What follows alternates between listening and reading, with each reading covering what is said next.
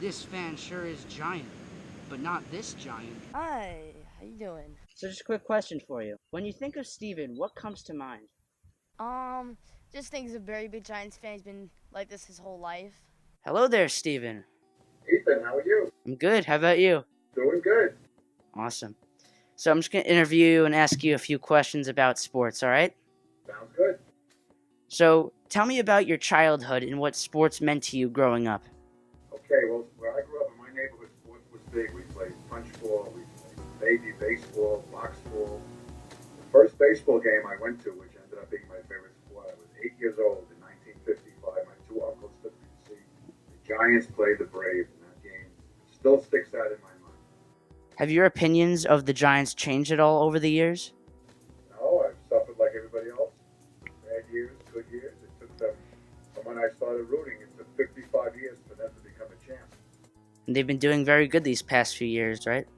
Most of the time, they won 3 times in the last since 2010. But here it is, struck him out, and for the first time since 1954, the Giants are world champions. Championship in franchise history, their second since moving to San Francisco, 58. Again, the 2-2 pitch. Got him looking, and the Giants have won it all. Salvador Perez, the 2-2.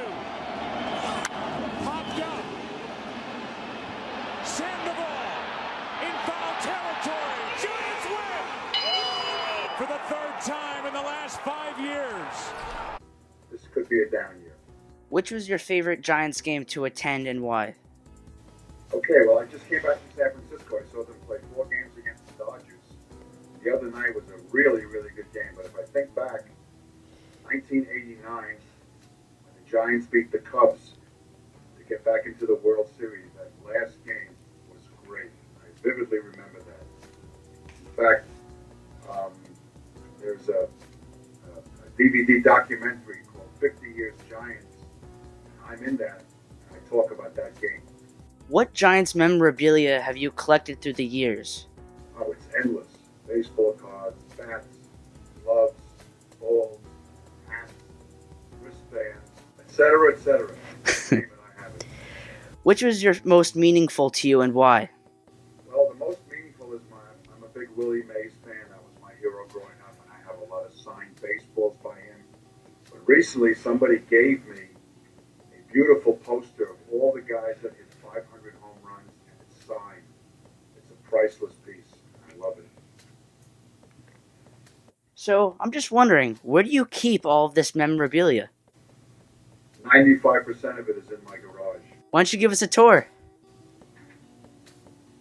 We have various things here: baseballs, figurines.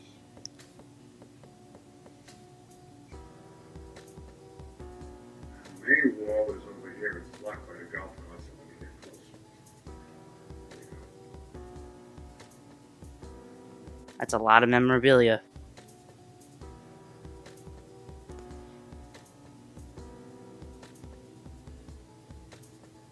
That is pretty cool.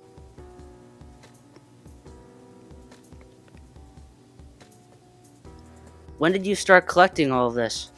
Well, I started when I was in New York, and I really got into it when we moved to Arizona. When I started my sports interest group in 2005. Well, what is that interest group that you started? Sports interest group. I try to get sports celebrities to come into a talk, and I've been pretty successful. We've had Josh Hamilton, we've had Matt Williams, et cetera, et cetera. Broadcasters, general managers, sports writers. Let me just show you that piece that I was talking about. See if we can see it here on the wall.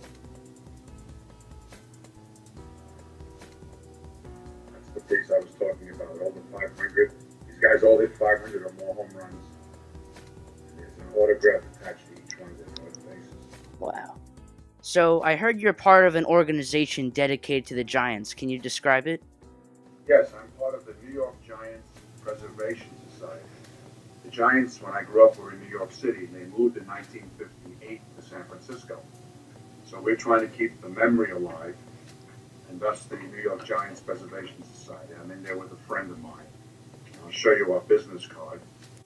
That's the Polo Grounds. That's where they used to play.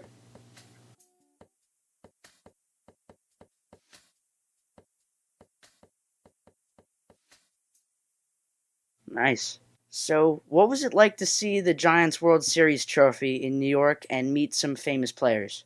It was very, very exciting.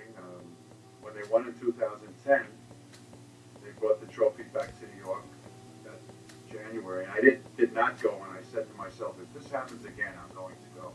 Not expecting it to happen the following year. And then it did, and coming back to New York, my hometown, and seeing all my old New York Giant friends, fans, and Willie Mays being there, management, people I've met out here in spring training. Very exciting. It was worth every minute of it. This June, thanks to Peter McGowan and some other people with the Giants, to be on the field and then meet Willie in the clubhouse with Bobby Weinstein, Eddie Logan, Roy McKercher, etc.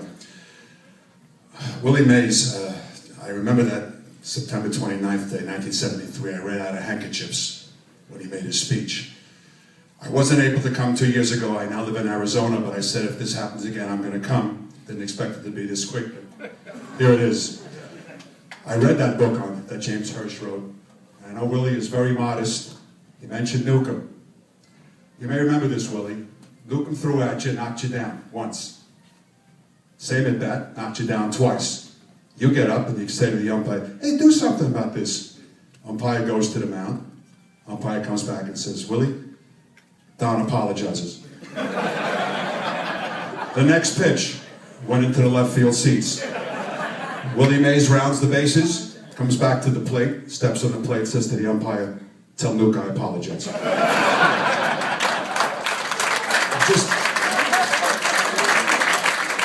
Just two more quick items from that book. You know, we know about the 660 home runs, we know about the stolen bases and all that other stuff. Willie Mays is the only human being to hit a home run in every inning, 1 through 16. He's also the only one to throw out a runner at every base in one game, except Tito Fuentes dropped the ball at second base. Guys, thanks so much for coming.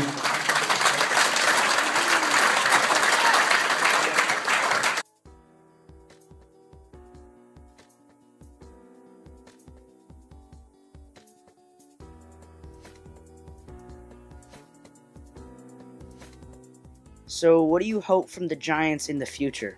Well, like every baseball fan wants their team to win another championship. 30 teams, only one can win. So, a quick sports-related story. In your apartment in 1984, there was a flood, right? I believe it was 1984, but I'm not 100% sure. It actually happened twice. We can talk about one. Why did it happen?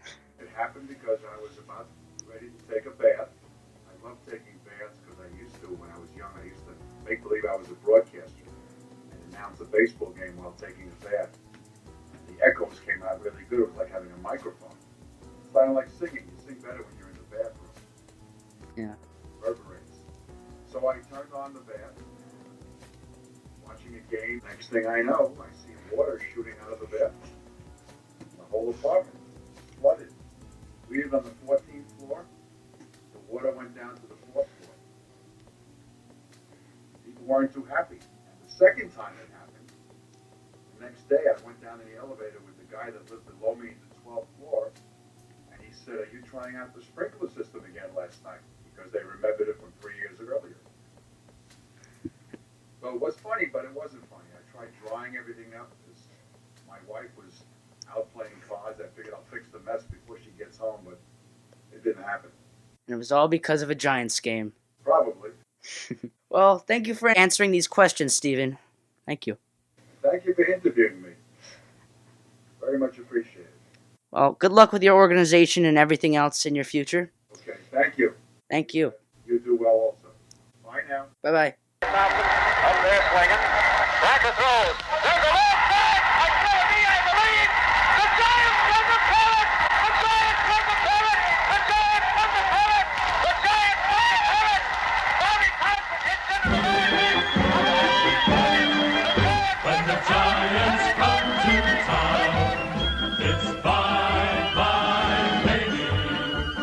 every time the chips are down. It's bye-bye, baby. History's in the making at Candlestick.